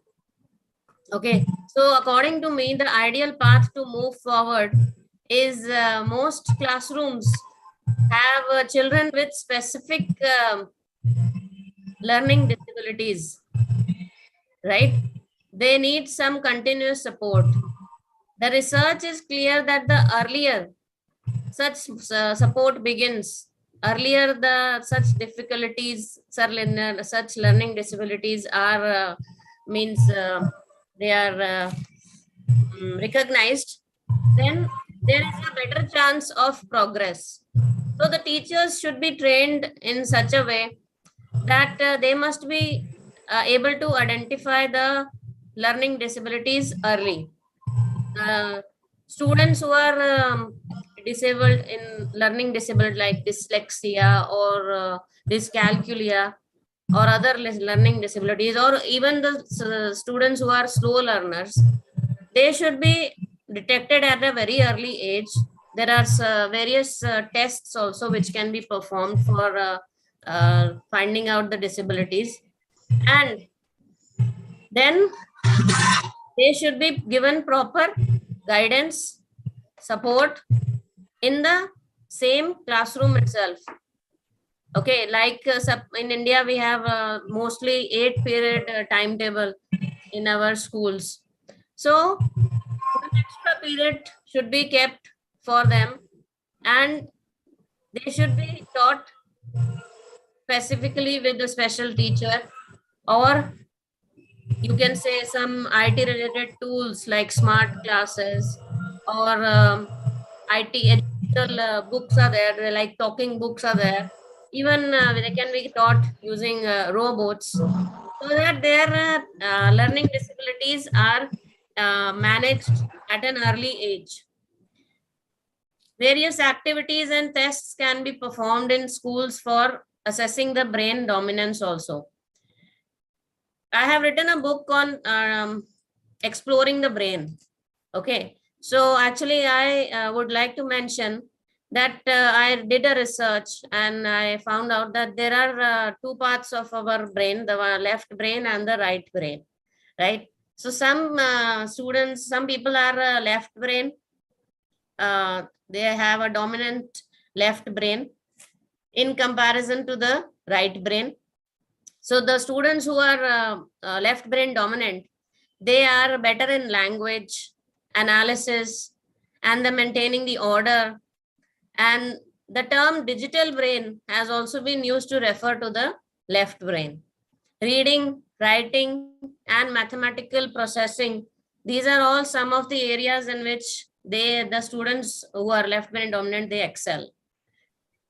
And so language, logic, sequencing, rational thought process, logical reasoning, mathematics, facts, sensing orders, fine motor movement skills, and analytical and logical thinking. These are all the functions of the left brain. And the right brain, the sensory placement depends heavily on the right brain, and visual, auditory signals, they have been shown to have this effect. So in my opinion, the left brain or the right brain, the brain dominance of a child should also be recognized at an early age. And it's proven that if it is enhanced, then they can perform better in their life, in their studies, as well as in their life. Left brain education is a program for children who are left brain dominant. And there can be certain activities for the left brain students, like we can do puzzles with them, brain teasers, then solving math problems with them, writing, reading, playing intelligence and strategy games, planning a new way to look every day for a week, because they are good at planning. Then there are activities for the right brain students, like we can say use the flashcards. Then abacus is a good tool for the right brain students, because they are more creative. They learn in that way, drawing, using then mandal coloring, playing visual memory games, playing an instrument. They are more actually creative minds. So brain dominance based teaching should be there in the schools, because the right brain dominant students, they don't usually grasp the knowledge using the lecture method. The teachers usually teach using the lecture method in our classrooms in India. So the right brain dominant students, they are left behind. That is why we have so many slow learners, or you can say below average students in our classes. So Nipun ma'am, sorry to interrupt. Like we have a little paucity of time. We have other speakers also waiting here. So please just, just let us know what the takeaways are here, when you are really focused upon the grassroots level education system. Yeah. So in my opinion, there should be technology-based education. There should be brain-based teaching, and the learning disabilities of the student should be recognized at an early age, and they should be taken care of. Yeah, that's it. Thank you so much, ma'am. Thank So you so much. exactly, I must thank two things out here. The first is the internet that has got us connected, and because of which we are over here discussing about some important issue of SDG. Second is our mentors like Dr. Vijay Salvi and Preeti ma'am. Hats off to you, ma'am, and sir, for your approach for getting us connected out here. Thank you so much. Over to you, Preeti ma'am. Yeah, thank you, Nipunji. First of all, let us congratulate her on her Shiksha Ratan Samman Award. Thank you so much. She got in May. Congratulations from our SDG club. And second, you said, you rightly said, like, you have written this book also exploring the brain, Yeah, right. And as a life coach and as a career counselor, I'm using these tools like psychometric test and biometric test, where, that is based on multiple intelligence theory. Yeah, right. And you get a report, 50-page report, where you can find out your child is left brain or right brain, what kind of curricular activities they can have, and this is a beautiful tool. But unfortunately, parents are not very open to that. But I think and schools, they are not aware of it. Yeah. Because children should be actually taught, I mean, whatever inherent, talent they have, whatever inherent brain dominance they have, because this is the difference between, I always say, mediocrity and excellence. Right? Yeah, if you can find out what your child is good at, what is the dominance, like, what kind of dominant trait they have, then you can nurture them. They are like flowers, like, but Yes. Unfortunately, what we are doing, like, we are just, we have this kind of comparison going on always, like, instead of nurturing them, instead of nurturing their inherent talent and, traits, somehow we want them to become something different, and that is where the problem starts, and the stress and depression and all and everything. Anyways, let's hope, like, I mean, somehow together we will be able to make a difference somewhere. Teachers like you, I mean, I suppose you have suggested some innovations in education. We are a research and innovation university. SDG club actually, Okay. I mean, is based on that only, like, innovation and research. So definitely we would be inviting you for, for suggesting whatever ideas you have. Yeah, And sure, definitely. yeah, how can we develop from that? Thank you so much for coming. Thank you so much. Yeah, most welcome. Thank you, Nipun ma'am. Thank you, Preeti ma'am. Next, we move on to our next guest speaker, an eminent personality, a technocrat, I would say, and she is none other than Dr. Srividya Banu. So exactly, to just brief about her, she is an assistant professor in computer science in Bhilai, and she is also a global peace brand ambassador and education ambassador for India. Dr. Gaurav Sanchar is there? I mean, I suppose missed I could not figure out, ma'am. Dr. Gaurav, are you there? I'm just wanted to see, because he was the I first. could not see him in the list. Yeah, I've no, been waiting for okay. him to join, right? No, so yeah, so let's welcome Dr. Srividya Banu, who is an international keynote speaker. Welcome, ma'am. Srividya ma'am, I would request you to unmute yourself and just be visible to us. We're waiting for your presence. Srividya ma'am, are you here?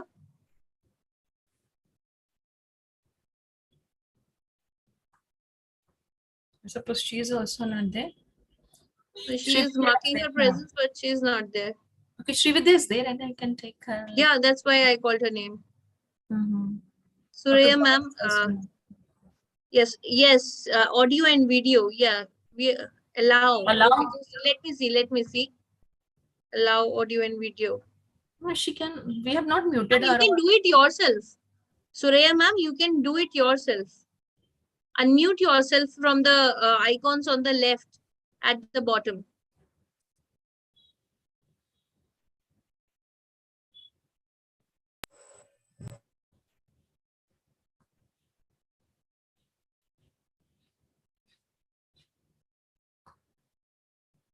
Ma'am, you are already allowed.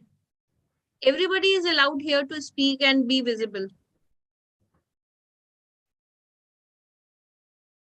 Preeti ma'am. You go to Srividya. I suppose. No, he's allowed. Everybody is allowed. Nobody is like. Definitely, nobody has had the I have problem. asked to unmute also. I have sent it. You move to Srividya. I suppose you invite Okay, Srividya. fine. I have been waiting. Ma'am, just we'll get back to you very soon as this problem gets sorted out. Let's move on to our another eminent guest speaker out here. So exactly when we talk about Suraiya Baro co-host, first make Suraiya Baro co-host for sharing any video or whatever. Sir, her screen is not visible. It's not a question of letting her share the screen, so her PPT or something. Like we all are visible here. So she should be visible. She is a co-host, but her mic is muted, and then her even video is actually on. Right.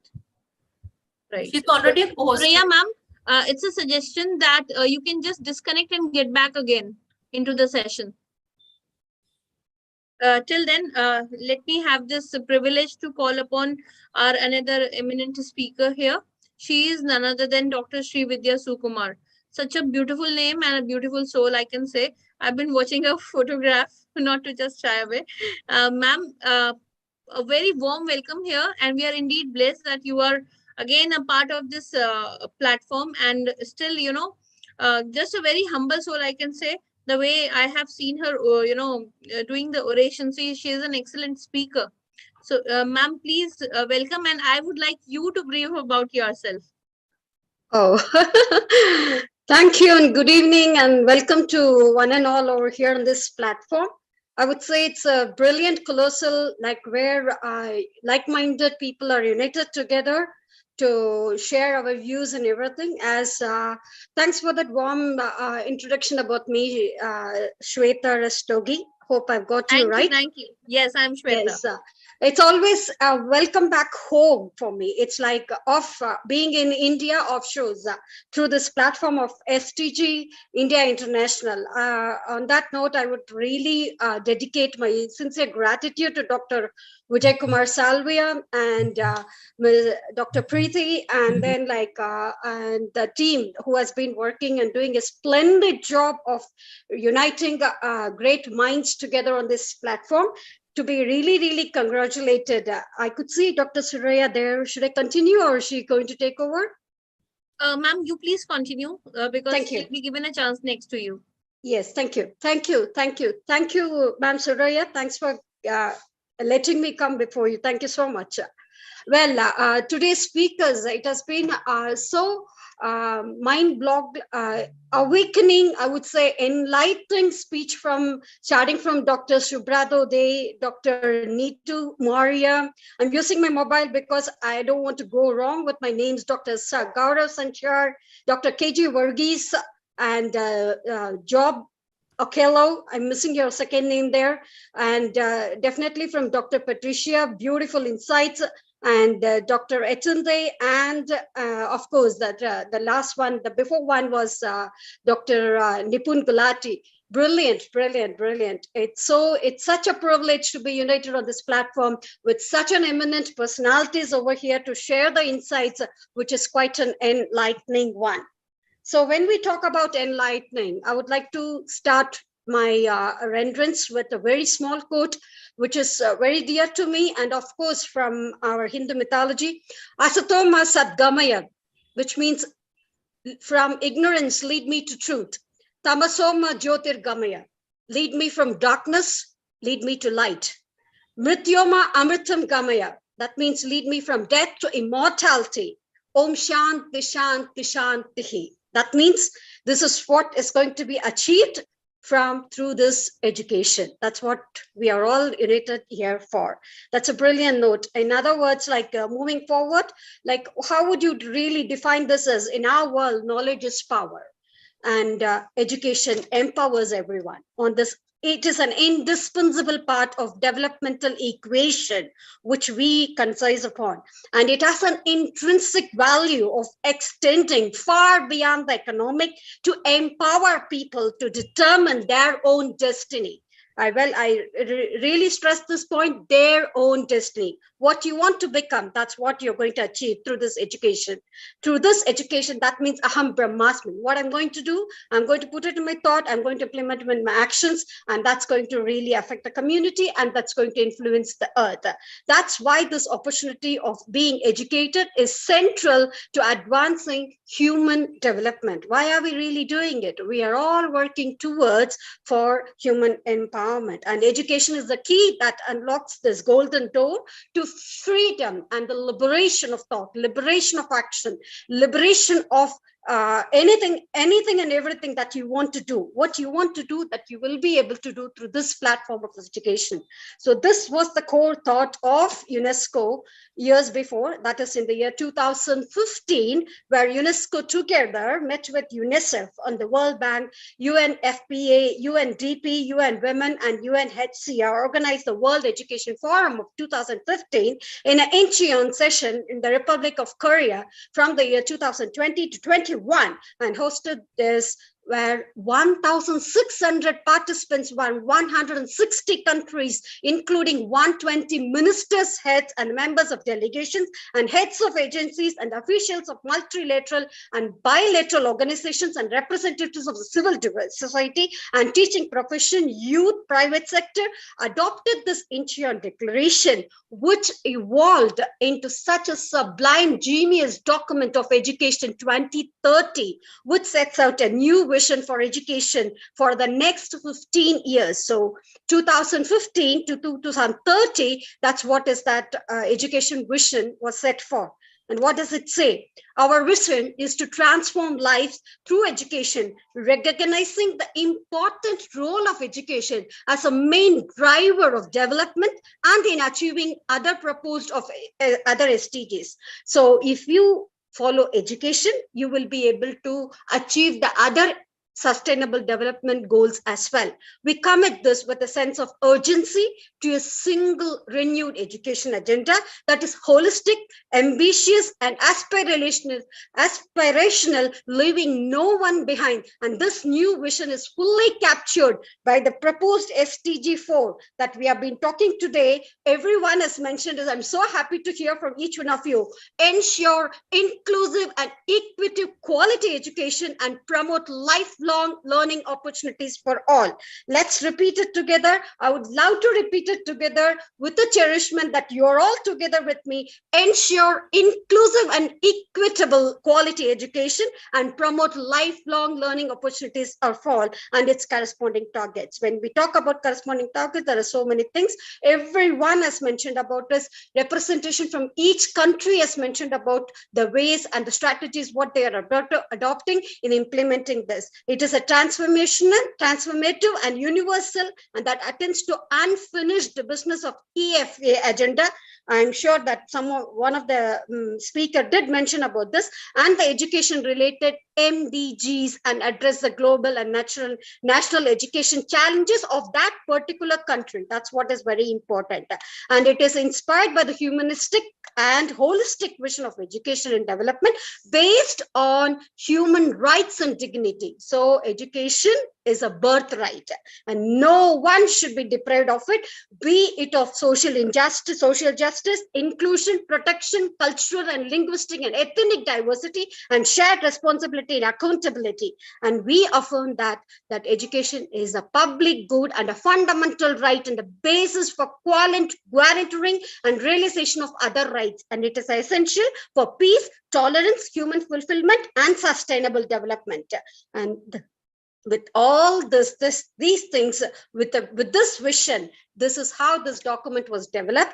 And of course, many of them have really explained it in detail about, some people have talked about inclusive education, equity education, and empowering students, implementing with the common agenda of empowering students with skill-based education.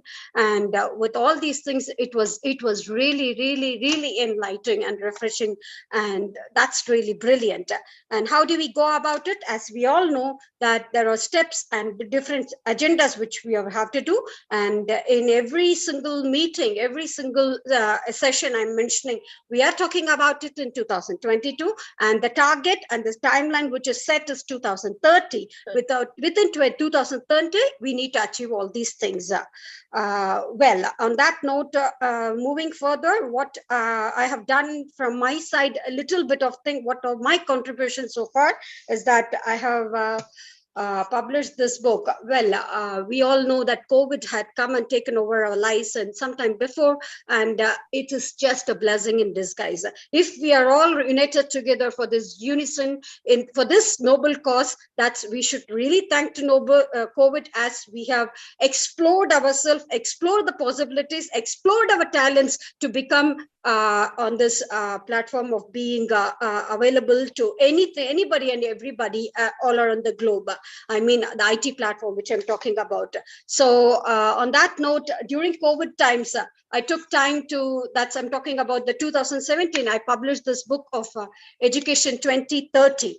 And what does it really talk about is Education 2020 to Education 2030, what all things that it could really cater to, what it can address to. That's what is the thing which had which we have talked about. Please focus your book on video. Okay, 1 second, sir. I'll try and do it. Definitely. Hope it's seen. No, just move. What? It's in Amazon. It is available. And I have, this was a starting. From that, I published about 16 books on education, and which is there in my website. Commendable, ma'am. You post on the group. You are in the community group also. You post your book there also. I will definitely do post the link from the Amazon. And photograph. Yes, I'll post from the Amazon and also my website, www.vidya.com. I will mention it in the chat box. And all the 16 books, I mean, the prelude and the synopsis of the book has been mentioned there. So we talk about, as Preeti ma'am was mentioning about multiple intelligences, Harvard theory of multiple intelligences. Some of the things which I would really go through very fast because I know other speakers are also waiting, and this is definitely not a platform to, I will just share the link so that you can have a look at it. Inclusion, again about inclusion, I have published this book. This was published only last week, where we dedicated this is the Inclusion Directive Guide.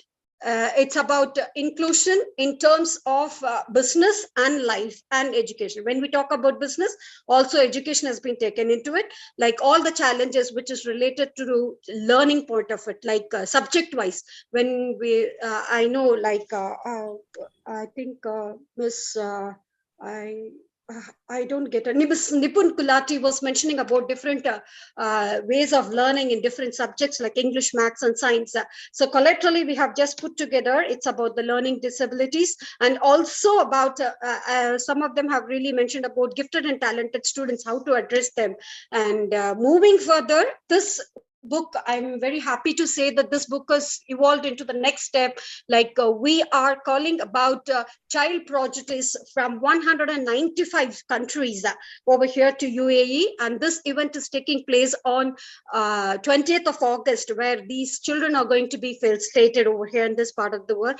You're all welcome to be a part of it. You can make a visit to Dubai and be part of this great event, where child prodigies, I mean the gifted and talented students who are just below 14 have made the representation. This we started a year back, and then this event has evolved now, and it's happening on 20th of August, where we invited all these child prodigies to come and part of it. Now coming back to my website and the books that I have published for education, one is Education 2020 and Education Beyond Bar, that's getting inclusive. Then time is precious, don't waste it. Create a magic with the spells of blended learning, that we call it as abracadabra. That how can blended learning can really help the students in a classroom situation with the 4 blended learning models which the teachers can adopt it in a classroom situation. Neurodiversity, a solution for accepting the differences, for a para education, for a regular classroom, and pros and cons and what to do about them. Then moving ahead, like the best ways, then destiny is to create it. So be your own creator, be your own sculpture so that you can create your own future.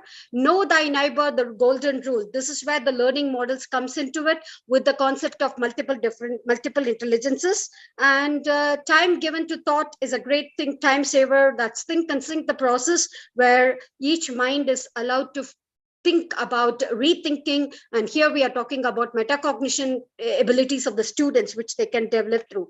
I'm free to share this website with you so that you can always take the inferences from here. You can use these facilities. You can use these resources for your training sessions if you want to. And I'm always available. If you want me to take out the training for you, I can help you with that, definitely. So coming back to our topic, today's topic, the core topic, the sole beloved topic for each one of us, that SDG goal of goal 4, that is education, where we talk about education is a human birthright. Education is a foundation aspect to drive the sustainable development, and it is a bulwark against all inequalities, and no one should be deprived of it.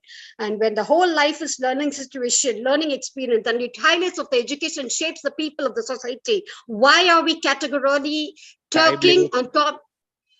Sorry. Time limit. Yeah, I'll finish it now in another 2 minutes. I'm just going to brief about it and then I'll finish it, definitely. Shows how much, categorically, ma'am, 2 it minutes. shows that this, how much dear this topic is, to your heart. Definitely. That's why I presented the whole thing in UNESCO. I was there for the UNESCO meeting, and we have moved further, like so far now, so much ahead. As I already mentioned about the portal, and the portal is successfully in implementation in India also. That also I will definitely mention. And also, like in this part of UAE, definitely, again, the portal is again open. Now we are trying to make it universal. So what is this Education 2050 talks about? It's about a well-laid education constitution conjugated with a well-founded commitment, which is driven universally. To institute education as a commodity like food, water, and clothing should be made available to each and every single person for common good. That we are going to, that's what is Education 2030 is talked about. And that's what is this whole book is all about. And the architecture of, now, when we have to do it, what we need to look into is that the architecture of providing such an education should expand from the rationale of right to education. So the source is from right to education. And this evidence will hallmark its connectivity of knowledge and exploration of skills, not only to a conventional schooling system or the custom, but the spectrum of life education itself. So it is intergenerational justice, and the democratic principles should prioritize the participation of the young people and the younger generation without any prejudice or without any description of age, gender, country, privilege, color, creed, status, etc. So those schools and the systems are being physical space in a customary and open to welcome the self-directed, this is very, very important, the self-directed collaborative learning based on one's own inquiry and approach to expedite the independent learning process should be preserved. That's a learning system. Such a learning system will thus emulate learners as self-directed with the pedagogics of critical thinking, metacognitive abilities, social emotional skills that will precede them from the world of unknown to the known. So that's the aggregate is available on a common platform universally and reached out to the public with a satellite vehicle as a modem of deliverance will endow the purpose of education for all, breaking all the customaries of time, affordability, and other conventions. Thank you so much. So thank you so much, Dr. Vijay Salvia. Thanks for giving those 2 minutes. Before I would conclude, I would like to conclude definitely with a very small quote. It's again is very dear to me, that sow a thought, reap an action. Sow an action, reap a habit. Sow a habit, reap practice.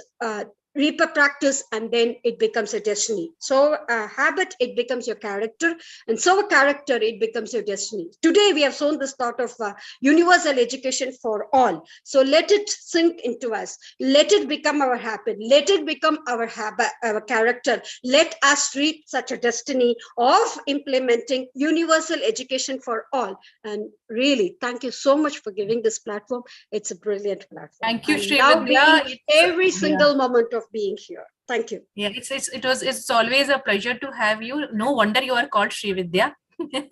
The kind of passion and dedication and commitment you have towards this, education goal. Your energy reflects, You lived up to your name. Yeah. So yeah, we should move to, I suppose, the next speaker, because we are running short of time. But thank you so much. It's our privilege to have you, with us. Thank you. Thank you. It's always mine. Thank you. Thank you. Thank you, Srividya ma'am. Thank you so much. Suraya Banu ma'am, I hope that the technical glitch is now resolved. Can we have you here on this platform? Yes, ma'am. Yes, I am very here. warm welcome, ma'am. We've been waiting for your, Thank you. Thank you. What's about? Very good evening, one and all. This is Dr. Srividya Banu from Bilainagar, Chhattisgarh, India. Basically, I am an assistant professor in computer science since 30 years and also working as an international peace ambassador, Global India, and also here as a keynote speaker, I want to share on SDGs for quality education. In the words of Narendra Modi, our Prime Minister, His Excellency, he said very well, education makes life self-relevant. It inspires men to live with dignity in the society. शिक्षा जीवन को आत्मनिर्भर बनाती है या मनुष्य को समाज में सम्मान के साथ जीने के लिए प्रेरित करती है. Once we decide we have to do something, we can go miles ahead. एक बार जब हम तय कर लेते हैं हमें कुछ करना है तो हम मीलों आगे बढ़ सकते हैं. And he also said, if seeds of good humanity and good culture are sown, the reward of a rich harvest can be reaped by generation to come. Education means such sowing, such implement. The SDGs for quality education specifically entails issues such as appropriate skill development, gender parity, provision of relevant school infrastructure, equipment, educational materials and resources, scholarship or teaching courses. This goal ensures that all girls and boys complete free primary and secondary schooling by 2030. It also aims to provide equal access to affordable vocational training to eliminate gender and wealth disparities and achieve universal access to a quality higher education agenda. Then why does education matters? It is the question. Education enables upward socioeconomical mobility and is a key to escaping poverty. Education helps reduce inequalities and gender equality and is crucial to fostering tolerance and more peaceful society.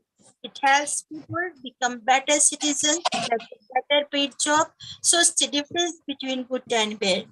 In the words of Martin Luther King, intelligence is a character that is the goal of true education.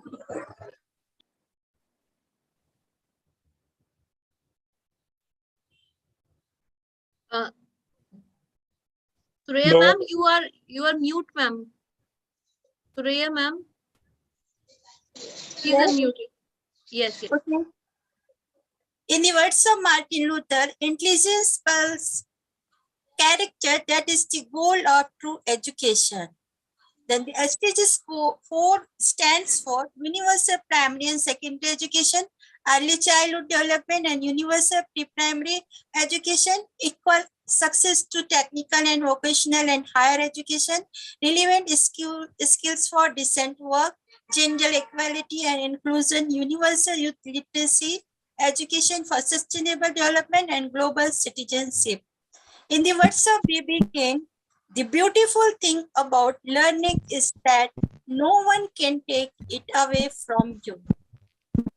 The means of implementation that I want to focus that is effective learning environments. This target addresses the need for adequate physical infrastructure and safe, inclusive environments that nurture learning for all regardless of background or disability status. Scholarships. Developed countries offer scholarship to students from developing countries. These should be structured to build the capacity of developing country, while the importance of scholarships is recognized. Donor countries are encouraged to increase.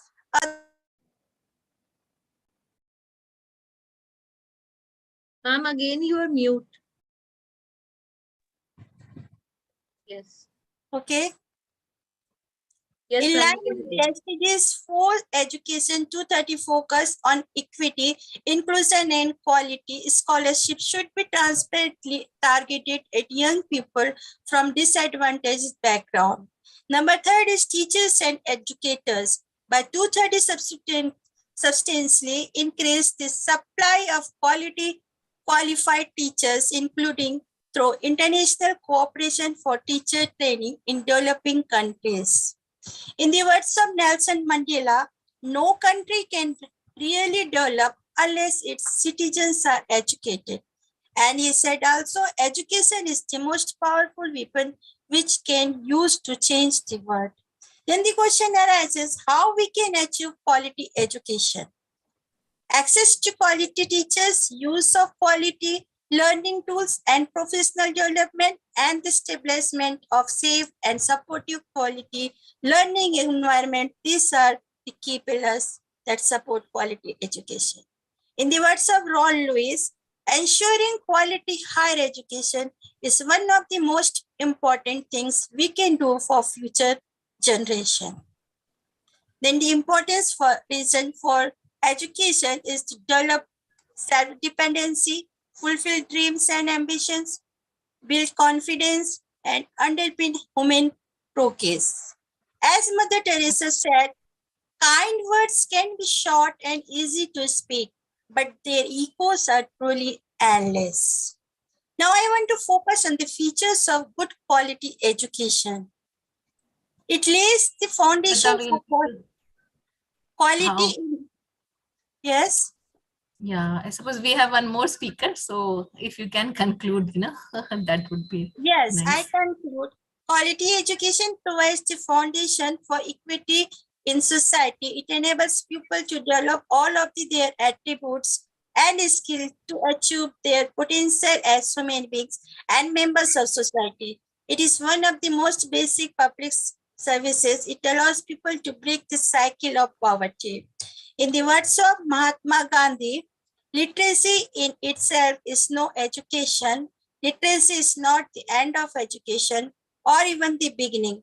By education, I mean an all-round drawing out of the best in the child and man body, mind and spirit.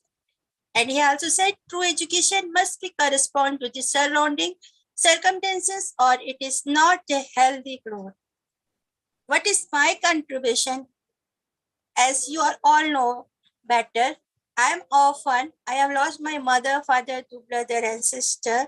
So मेरी कोशिश ये जितने भी orphan है जो भी those who are needed or needy people and orphan child मैं उनके लिए करूं. And on the basis of SDGs 4 and 5 gender equality, I have adopted a girl child of class 6. Last year उसकी पूरी एजुकेशन रिस्पॉन्सिबिलिटी पूरी किया मैंने उसको अडॉप्ट किया है for her life time education responsibility. इस बार खुद जयपुर जा करके उसकी रिस्पॉन्सिबिलिटीज पूरी किया, उनके पास में रहा. यहाँ भी मैं कई सारे यतीम खानों में बच्चों के साथ जाके स्पेंड करती हूँ, देखती हूँ कि जरूरतें क्या है. हम जाके I think, ma'am, that whatever education we have in mind, I think that has served the purpose in your case. Education has defeated the purpose. Yeah, that is truly a blessing that you are doing such a well, noble yeah. deed for the Very orphans. commendable, very commendable that what you are doing for orphans and going through such difficult conditions, you have, I mean, created this kind of you can say foundation, for yourself, and plus what the difference you are making in society is quite commendable. Thank you so much, Suraya ji. Thank you, Yeah, ma'am. it is so inspiring to hear you. Yeah, it is so inspiring. Definitely, to hear ma'am. you. People like you Yeah. are an inspiration for us. Yeah. Thank you, ma'am. Thank you Thank so you much. so much, ma'am. So exactly like when we are talking about education and we are talking about, improvement in the quality of life. So we must talk about education. That is the fourth goal of SDG. And over here encompassing education as the primary importance along with food, shelter and clothing. Because we all know that education is our birthright. So moving ahead with this thought, we welcome Dr. Swati Priya, and she is the last speaker of the day with us. Swati ma'am is an assistant professor with Amity University, and she takes, I think she is the assistant professor for communication skills and behavioral sciences, right? Yes, ma'am. Swati ma'am, a warm welcome. I Thank hope you. that, Thank you. thank you so much, ma'am, for being here. Thank you Over so to you, much. ma'am. Thank you so much, Shweta ma'am. Thank you, Preeti ma'am, for inviting me. And before Sorry I for start, keeping you waiting. Yeah. yeah, it's okay, ma'am. It's always wonderful to listen to such great speakers. I joined quite late, but I had the opportunity to listen to Patricia ma'am, Nitunde ma'am, Nipun ma'am, Srividya ma'am, and Suraya ma'am. So it was really enlightening. And when you are with such noble souls, when your time passes, you never know. So it's really great, and I really am thankful to the organizing team who have invited me, and first of all, who have you people are doing a commendable job by organizing such great program wherein such great speakers are being invited. Thank you, Preeti ma'am, Shweta ma'am, and Vijay sir. So the topic for today, I'm not going to take much time because it's already late. So just few, you can say, the views and the ideas on, the wonderful topic. That is the SDG for quality education. We are all in the field of education, and we are all imparting education to the students. So it is our role as a teacher that how change we can bring in our students. So what sort of there are two things I must say. One is providing education and one is providing quality education. So what sort of changes? The quality education means that bringing about a change in the life of the student or the children who are coming in contact with us, right? As Srividya ma'am was saying, that we have to make a habit of providing quality education. Very interesting line, and you must say that we have to actually keep on reminding ourselves that as a teacher our role is very important and significant. That yes, we have to, we have got the future leaders are there in our hand. So how we are going to shape them, what are the things we are going to inculcate in them, and how we are going to train them. Basically, teaching is one thing, and training is imparting training is something. So we are training the future leaders. So as a teacher, our role is very, very important. Now coming to the topic for the day, that is SDG for quality education. Quickly, I'll just go through it. That the basic aim is to ensure inclusive and equitable quality education and promote lifelong learning opportunities for all. So nobody should be deprived of the basic thing, that is education. Whether you are a girl or a boy, or whether you are in any part of the world, but your basic right is that you should be given the education. Now, when we look at the statistics, we'll see that the global literacy rate is 86.2%, but it is very alarming to say that the 63.67 million children, they remain out of school. This is the global data. When we talk about India, we have 74.04 adults who are literate, 68.91% people are literate in the rural areas, and 55% of the people with disabilities are literate, right? So the basic, when we talk about the challenges that we are facing in imparting the quality education out here in India, and you can say in abroad as well, we are seeing that the world has more knowledge than ever before, because every year there is some sort of changes that is coming up. We are getting developed more and more, but more education we have, but everyone, they are not able to get benefit out of it. So globally, the countries have made major strides in increasing access to education at all levels, but increasing enrollment rates in the school and the basic literacy rate, it is not, you can say, improving as per the requirement. You know, changes are coming. People are getting enlightened. People are, yes. Shall I continue, Shweta? Yeah, please. Yeah. It would be a crispy communication, I must say. Right. I'll try to just sum it up. So why this SDG or the quality education is important? Because this quality education is being considered as a foundation of sustainable development, and therefore the sustainable goals. So when we talk about the overall development, we talk about the overall growth of the people. This quality education is, you can say, the basic foundation and the basic thing that everybody should have. Indian government, they are also addressing this issue in a very, you can say, the significant, it's playing an essential role in achieving the target sets by the SDG 4. Various initiatives, various projects have been taken care, where we have Padhe Bharat and Badhe Bharat, we have Beti Bachao and Beti Padhao, we have Rashtriya Avishkar Abhiyan, we have Sarva Shiksha Abhiyan as well. So things are on the path of improvement.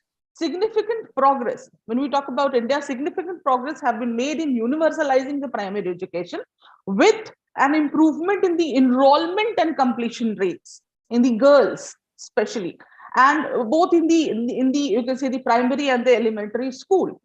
The net ratio in the primary education for boys and girls was 100%, while at the national level, the youth literacy rate was 94%, and for male, it was for males, and for female, it was 92%. So due to the various initiatives that have been taking place, things are changing, things are improving. And with this, actually, I'll conclude by saying that, yes, as a teacher, our role is very important and significant.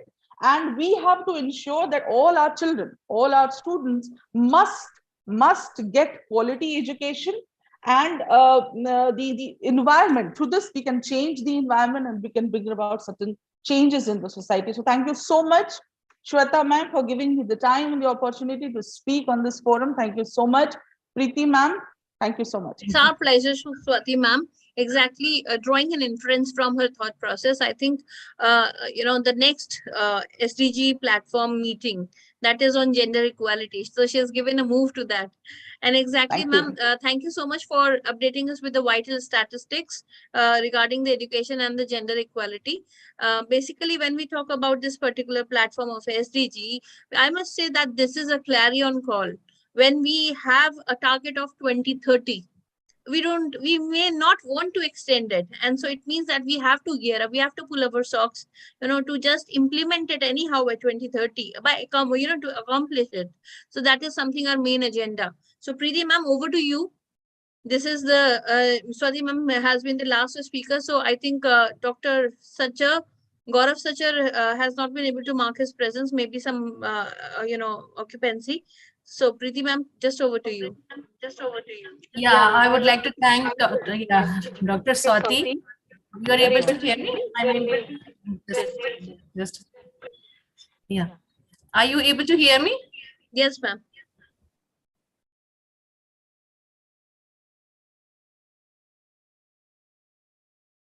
Ma'am, your video is paused. There may be some technical glitch. It is we need to have a holistic vision, a multi-dimensional approach, and a collective will, a collective commitment, collective efforts to achieve this global dream, the dream which we share with, I suppose, I think she's all. Yeah, sorry, ma'am, I think there's some network issue at your end. Okay, am I audible? Yes, now you're audible, ma'am. Okay. Yeah. Okay, I was just like to wind up. Ma'am, I think you are near your mobile, so the voice is echoing. Yes. Is it okay now? I can understand your backup. Okay. So what I was saying, what these, I'm so thankful for this session, and all the speakers. Dr. Swati, she said, she gave some insights, and I agree with her that we need a holistic vision, and a multidimensional approach, and a collective will and collective efforts to achieve this global goal. This is a universal goal which we share with, I suppose, Patricia also said, Tunde also said, the work they are doing. And I suppose we all share the same dream, quality education for, children. And plus, like Yatundu said, I didn't get the chance to actually interact with her, but she rightly said, that quality education, it's not like only for children, only for students. Quality, we have to upskill our teaching staff also, especially, in our government schools, the education, we have to make it free, affordable, and plus quality.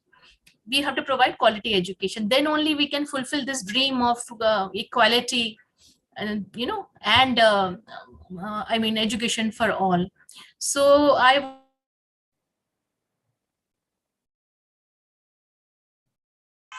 for coming and sharing their insights, enlightening us with their views and thoughts, and sharing their expertise, and sharing their experiences. And this is what we had in mind when we started this platform. Like, people should come together, like-minded people should come together, and we should do our bit. We should do whatever we can do to achieve these SDG goals, because I think we are the main stakeholders over here in this sustainable development goal, and it requires a multi-stakeholder approach, multi-dimensional, multi-stake. Thank you, ma'am. Thank you for these, uprising views over here. Moreover, I would say, I think again a network issue with Preeti, ma'am. Exactly. This is the, the need of the How hour. can we actually take this movement, forward? Yes. So again, I thank you all for coming. And Shweta, you should call. Thank you, ma'am. So exactly, thank you very much. My internet connection is unstable. Yes, so yes, I understand. Yeah. Okay. I would extend, a hearty thanks to Preeti ma'am and Dr. Vijay Salvia sir for providing us this golden opportunity to connect over here, on this virtual platform, which has got us together for one common goal. That is, SDG. And the fourth SDG that we are talking about, that is a primary need of all the people here in the world if we want to improve the quality of life. So exactly, the consistent efforts and, the coherent thought process, that is something that we need for accomplishment of SDG goals. So it was really nice to have you here. All of you, all the dignitaries out here. It was really an august gathering, and I am blessed to be the part of this this platform today, this evening. And I wish that, we continue for the same in the next SDG, meeting for the fifth SDG goal, that is gender equality. Ma'am, we have one person out here who wants to say something, that is, I think Mr. Devesh Dev. So let us wind up the meeting with his thought. I think let us allow him to speak a bit. Yes.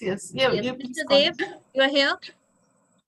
And before the time to conclude that, whatever the person here, please make a whatever the work you want on a professional manner, whatever the fees you can charge from others, training courses or whatever the workshop or practical things, offline or online, whatever, so that same level quality you will get, and whatever the quality you have, and all you are working the qualities and talent. So please map that qualities on that institute club, and then we can share on this platform with SDG club and with your personal also, whatever the profits and whatever the fee structure. Thank you. Thank you so much, sir. So, Mr. Dev, are you here to speak? Yes, ma'am. Yes, please. Honorable distinguished guests present in this webinar. First of all, I thanks to organizer and all the dignitaries to give me some time. So far, the topic is concerned quality education. Quality education, I suppose the quality education all depends upon the sincerity and devotion of our guru, that is teachers. Education should not be limited in bookish knowledge. It must be career oriented, it must be cultured, it must be disciplined and technical improvement with nature eco-friendly behaviors.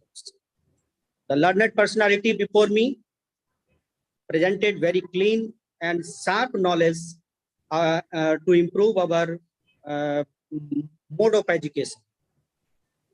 I say that in limited time, I want to tell you that quality education comes to us when the government, the Niti Niyantas, the teachers, and everyone participate and aware, then we get the target. At last, I want to say that in context to India, there is no only context to India. It is relevant to all over the world. That is, Vedic education will very essential. Vedic education, in implementing the combo of Vedic education and modern technical education, we can achieve the target for which gathered here worldwide. Thanks, ma'am. Thanks. Thank you so much, sir. Thank you For your enlightening views. Thank you so much for your warm presence over here. I'm indeed honored. I'm indeed blessed. And thank you on behalf of the team of SDG India International. So let us meet the next time with a hearty note. Thank you so much. Have a great day ahead. Thank you.